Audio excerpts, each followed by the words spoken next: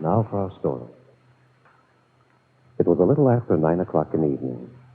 On a quiet street in Wakefield, an impressive-looking black car pulled up and parked in front of one of the town's few apartment houses. Not a very startling fact in itself, but the arrival of the car created quite a stir amongst the neighbors sitting on the front porch across the street. I'll be. Isn't that Ben Calvert's car? Of course it is. That's Ben getting out. What do you suppose that means? What do you think? That car's been a regular fixture on that street 2 nights a week for a long time. I know, but it's been months since Ben called on Jessie Ward. Well, looks like she's got him back. Well, Ben Calvert may come to see Jessie, but you can bet your bottom dollar her car will never be in his garage on 11th. Maybe she doesn't want it there. Listen to the man. Why, Jessie'd give her right on to be Mrs. Ben Calvert. I don't know why. I can't imagine anyone wanting to get mixed up with that Calvert clan. Well, the answer to that's money. And Calvert sure has a pile. Well, I've never cared too much for Jessie Ward, but I can't help but feel kind of sorry for her. She's no chicken anymore. Nope. She made her mistake a long time ago. And I remember, years ago, I tried to have a little talk with Jessie about that. Oh, yes, I remember. Well, I told her then, but she made it quite clear that she thought I ought to mind my own business. Might have been better for her if she hadn't been so hoity-toity, if she'd listened to folks who meant her well. Because when a woman puts herself in the position Jessie's done, well, she'll never get Ben Calvert. You ask me, she's better off if she don't. She's a mean man. The conversation of neighbors. A conversation that's quite revealing of the sentiment of the town towards the man who at this moment stands waiting outside Jessie Ward's door. Why, Ben, good evening. Do come in. Here, let me take your hat. Here, let me take your hat. Here, let me take your hat. Here, let me take your hat. Here, let me take your hat. Oh, you will. If I had a feeling you might come in this evening. You knew darn well I would. Sit down, Ben, and don't pay any attention to the way things look. Since getting in this morning, I just haven't had a chance to pick up around here. No, you've been pretty busy since getting in this morning, haven't you, Jessie? Had a big day. Would you like a drink? No, thanks. How about a little sherry? I have some of the kind you used to be so very fond of. No, thank you, Jessie. Well, you're calling on me like old times, isn't it? I hardly think that this is the time, Jessie, for reminiscing or post-mortem. Oh, I'm just amused because I think how foolish I was. But, you know, Ben, you were a little foolish, too. Really? Yes, you took me too much for granted. You never fully realized how much I had your interest at heart. But I do realize it now, Jessie. As you told me this morning, you saw fit to go clear to California just to put my mind at rest. That's a very touching gesture. I'm glad you appreciate it. Tell me something, Jessie. What? How come you didn't think Kit was going out west to get a divorce? Oh, just from a number of little things. And why didn't you tell me your deductions? Why do you think? I'm not quite certain yet. Tell me, Ben, why do you think I went out to California? Not to put my mind at rest. That's one thing I'm sure of. But isn't it at rest now? With Kit going to have a baby out there alone? Then you finally admit that I was telling you the truth this morning. Yes, Jessie. When did you decide I wasn't bluffing? When I talked to Bill Meade. After he knew I'd found out, he admitted it. You've been very clever, Jessie. Thank you. How did you find out where Kit was? That's my secret, and I don't think it concerns us at the moment. It concerns me because I want... Well, never mind. Oh. So Bill wouldn't give you her address. I didn't think he would.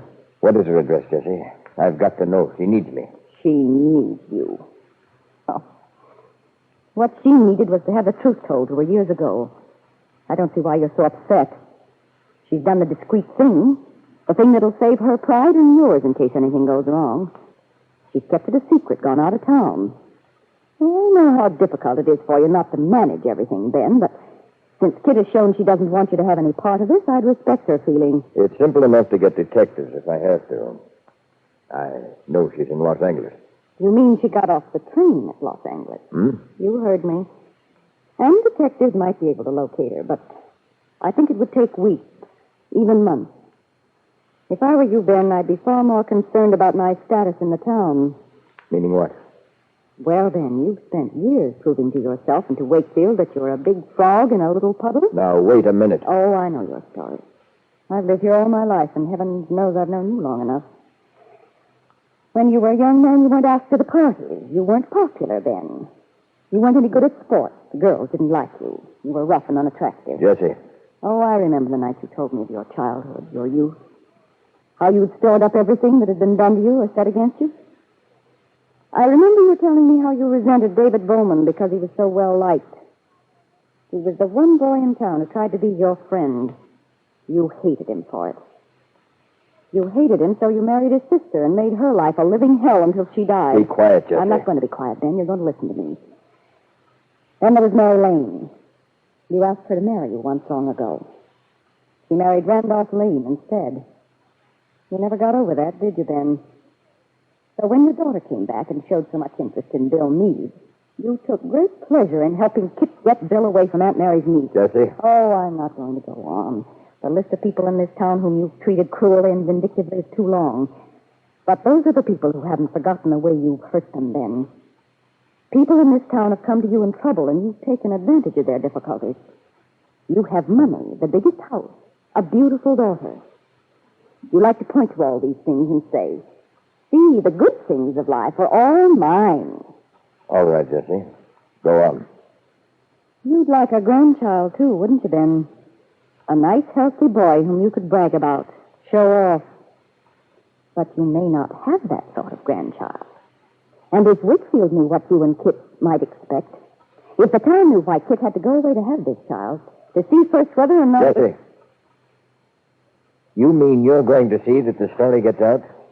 The story of Kit's heredity? The fact that she's expecting a child? Oh, no, Ben. In fact, I hope the story doesn't have to come out. Very well, then. How much do you want? You mean money? You know perfectly well that's what I'm talking about. Oh, but I don't need money. I'm very well fixed. I have this apartment. I have no relatives, no children. Yes, I know. But how much do you want? Oh, Ben, Calvin, you are a boor. You're always talking about your position in Wakefield, your pride. Well, let me tell you something about my pride. Do you have any conception of what I've gone through in this town? How do you think I've liked being pitied? Pitied? Women have envied you. Well, maybe years ago there was an element of jealousy, but not now. No, thanks to you, all their predictions have come true. But if you think for one moment money... All right, Jessie, all right. I only suggested it because it's the usual answer to blackmail. I don't want to blackmail you, Ben. On the contrary, I want to give you something. And what's that? The assurance of my complete interest in your welfare. The assurance that I'm as eager as you to see that what's happened to Kit doesn't reach the ears of Wakefield. All right. And how do I get that assurance? Emotion. But his surface indifference to her proposition didn't alarm Miss Ward. She felt sure she had him where she wanted him. But I wouldn't be too sure of that if I were you, Jessie. For at this moment in Ben's mind is the conviction that he's not going to agree to your demand. I think Ben is going to spar for delay, and delay may be your enemy, Jessie. It won't be too long now before the birth of Kit's child, a baby whose existence it may not be necessary to keep secret from Wakefield. And in that event, Jessie, your case will be lost.